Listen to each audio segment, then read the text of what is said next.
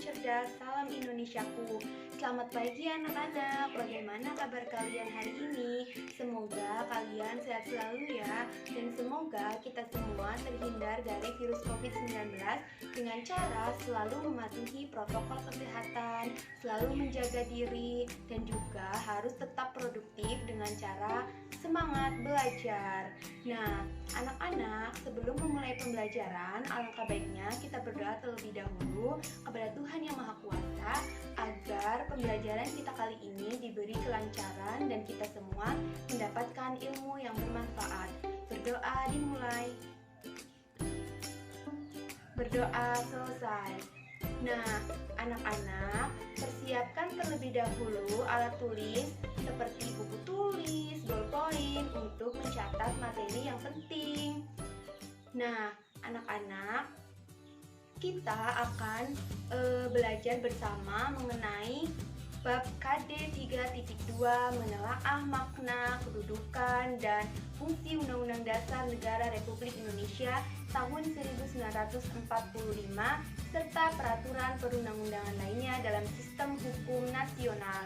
Nah, kembali lagi bersama saya, Ibu Ainun Sodi. Kali ini kita akan membahas mengenai materi peraturan perundang-undangan dalam sistem hukum nasional dan melaksanakan dan mempertahankan Undang-Undang Dasar Negara Republik Indonesia tahun 1945.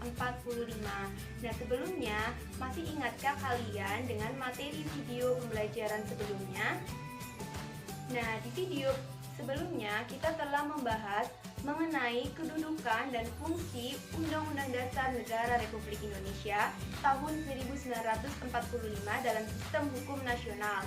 Nah, untuk melanjutkan materi pada video sebelumnya, kali ini kita akan membahas mengenai peraturan perundang-undangan dalam sistem hukum nasional, yang mana pada bab ini kita akan membahas 3 poin.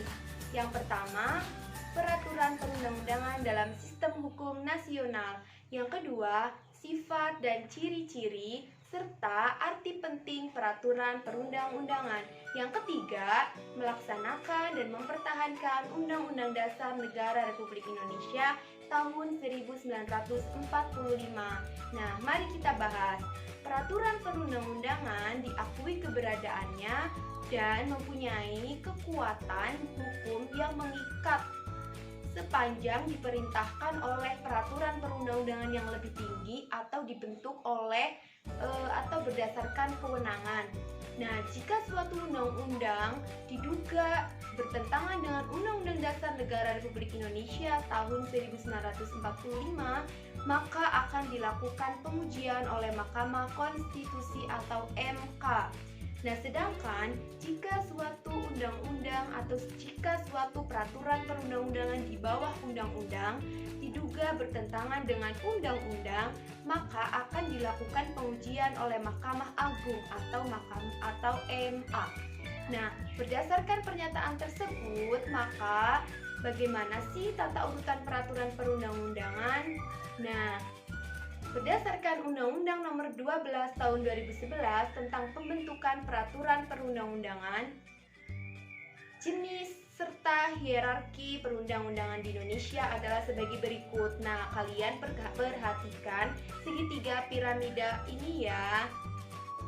Nah, jika kalian sudah memperhatikan, Undang-Undang Dasar Negara Indonesia tahun 1945 itu menempati posisi atau kedudukan tertinggi di peraturan yang ada di tata urutan peraturan di bawahnya, dan tidak boleh peraturan perundang-undangan di bawahnya tidak boleh bertentangan dengan Undang-Undang Dasar Negara Republik Indonesia tahun 1945. Apakah materinya dapat dimengerti? Nah, jika sudah dimengerti, ingat ya anak-anak, jangan sampai kalian tertukar ya tata urutan peraturan perundang-undangannya. Nah, oke, next. Selanjutnya, kita akan membahas tentang sifat dan ciri-ciri serta arti penting peraturan perundang-undangan. Setiap peraturan perundang-undangan itu yang ditetapkan oleh di Indonesia itu sendiri memiliki sifat dan ciri-ciri antara lain. Yang pertama, merupakan peraturan tertulis. Yang kedua, dibentuk, ditetapkan, dan dikeluarkan oleh lembaga yang berwenang, baik di tingkat pusat maupun di tingkat daerah. Yang kedua, yang ketiga merupakan norma hukum atau aturan yang mengatur pola tingkah laku. Yang keempat, mengatur atau mengikat secara umum dan menyeluruh, seperti itu. Nah, selain sifat dan ciri-ciri Undang-Undang Dasar itu sendiri, ada pun arti penting peraturan perundang-undangan yang antara lain sebagai berikut. 1. Memberikan kepastian hukum bagi setiap warga negara. Yang kedua, menciptakan keadilan bagi setiap warga negara. Yang ketiga, memberikan perlindungan bagi hak-hak setiap warga negara. Yang keempat, menciptakan ketertiban hidup dalam kehidupan bermasyarakat, berbangsa, dan bernegara. Nah, karena kedudukannya itu sebagai hukum yang tertinggi, pada dasarnya mempertahankan Undang-Undang Dasar 1945 adalah dengan menjalankan segala peraturan perundang-undangan yang berlaku di Indonesia sampai dalam pelaksanaan di tingkat sekolah maupun di masyarakat. Nah, seperti contohnya di tingkat sekolah, tentunya kalian sudah memahami bahwa di setiap sekolah itu memiliki tata tertib sekolah. Nah, tata tertib sekolah itu sendiri berfungsi untuk mengatur kehidupan di sekolah, dan setiap warga sekolah atau seluruh warga sekolah harus mematuhi aturan yang telah dibentuk oleh sekolah. Nah, next kita akan membahas tentang melaksanakan dan mempertahankan Undang-Undang Dasar Negara Republik Indonesia tahun 1945. Nah, anak-anak, sebelumnya Ibu akan bertanya terlebih dahulu, apakah Undang-Undang Dasar itu boleh diubah? Bagaimana jawaban kalian?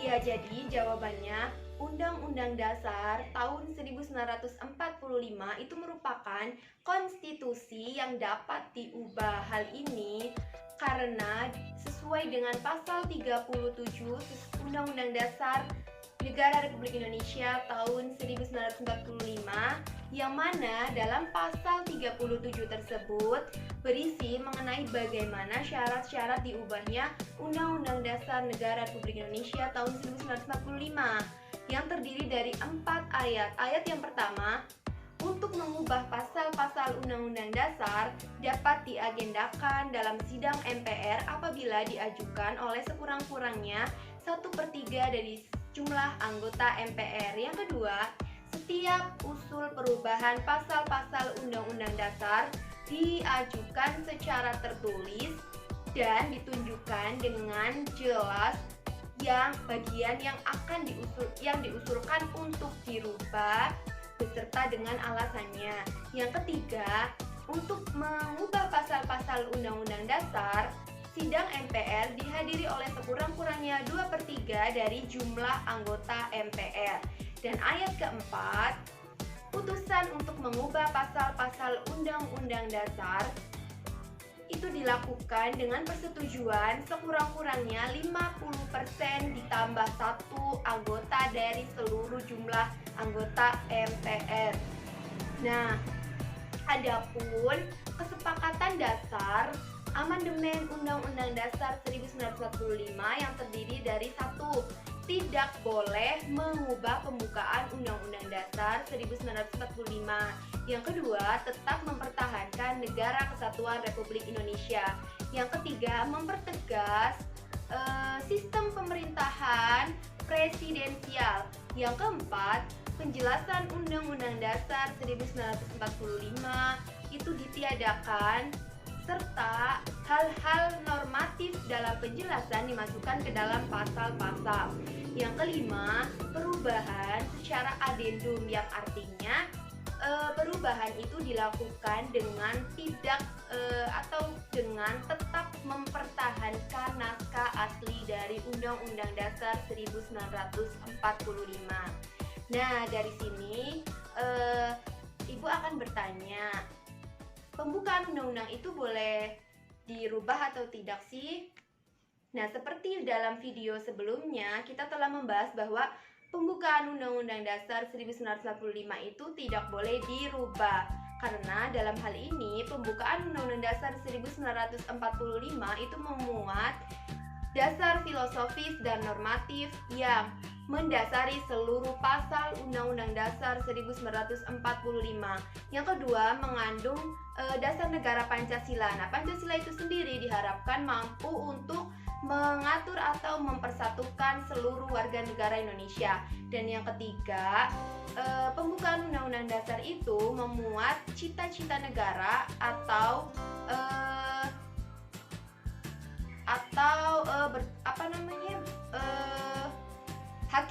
hakikat yang paling dalam berdirinya NKRI serta adanya tujuan negara.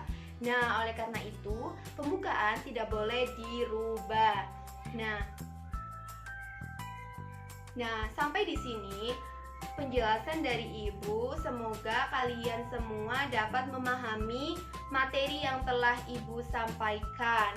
Nah, jika sudah kalian mengerti, materi kali ini Ibu cukupkan. Semoga bermanfaat dan kalian harus semangat terus untuk belajar dan tetap menjaga kesehatan. Jika ada keperluan yang mengharuskan kalian untuk keluar rumah, kalian harus tetap mematuhi protokol kesehatan dengan menggunakan masker, rajin mencuci tangan, menjaga jarak atau social distancing, dan lain sebagainya, agar kita semua terhindar dari virus COVID-19.